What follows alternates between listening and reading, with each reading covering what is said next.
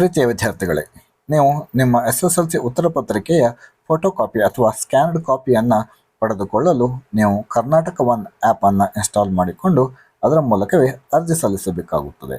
ಹಾಗೂ ಇದೇ ಆ್ಯಪನ್ನು ಬಳಸಿಕೊಂಡು ನೀವು ನಿಮ್ಮ ಉತ್ತರ ಪತ್ರಿಕೆಯನ್ನು ಸಹ ಡೌನ್ಲೋಡ್ ಮಾಡಿಕೊಳ್ಳಬಹುದಾಗಿದೆ. ಅದು ಹೇಗೆ ಅನ್ನೋದನ್ನು ತಿಳಿಸ್ಕೊಡ್ತೀನಿ ಬನ್ನಿ. ಇದಕ್ಕಾಗಿ ನೀವು ಈಗಾಗಲೇ ಇನ್ಸ್ಟಾಲ್ ಮಾಡಿಕೊಂಡಿರುವಂಥ ಕರ್ನಾಟಕ ಒನ್ ಆ್ಯಪನ್ನು ಓಪನ್ ಮಾಡಿ ಅಲ್ಲಿ ಕಾಣಿಸ್ತಿರುವಂಥ SSLC bar second PU examination ಅನ್ನೋದನ್ನು ಸ್ಪರ್ಶಿಸಬೇಕು. ಇದಾದ ನಂತರ ಈ SSLC ಅನ್ನೋದರ ಮೇಲೆ ಸ್ಪರ್ಶಿಸಬೇಕು. ಆಗ ನಿಮಗೆ ಈ ರೀತಿಯ 3 ಆಯ್ಕೆಗಳು ಲಭಿಸುತ್ತವೆ. ನೀವು ಇಲ್ಲಿ apply for SSLC photo copy ಅನ್ನೋದ್ರ ಮೇಲೆ ಕ್ಲಿಕ್ ಮಾಡಿದರೆ ಇಲ್ಲಿ ಫೋಟೋ ಕಾಪಿ ಡೌನ್ಲೋಡ್ ಅನ್ನುವಂಥ ಆಪ್ಷನ್ ಸಿಗ್ತದೆ. ಈ ಆಪ್ಷನನ್ನು ಪ್ರೆಸ್ ಮಾಡಿದಾಗ SSLC ಅಪ್ಲಿಕೇಶನ್ ನಂಬರ್ ಅಂತ ತೋರಿಸ್ತದೆ. ಇಲ್ಲಿ ನೀವು ಫೋಟೋ ಕಾಪಿಗೆ ಅರ್ಜಿ ಸಲ್ಲಿಸಿದಾಗ ಬಂದಿರುವಂತಹ ಅಪ್ಲಿಕೇಶನ್ ನಂಬರನ್ನು ಟೈಪ್ ಮಾಡಬೇಕು ಹಾಗೂ ಸರ್ಚ್ ಬಟನನ್ನು ಪ್ರೆಸ್ ಮಾಡಬೇಕು.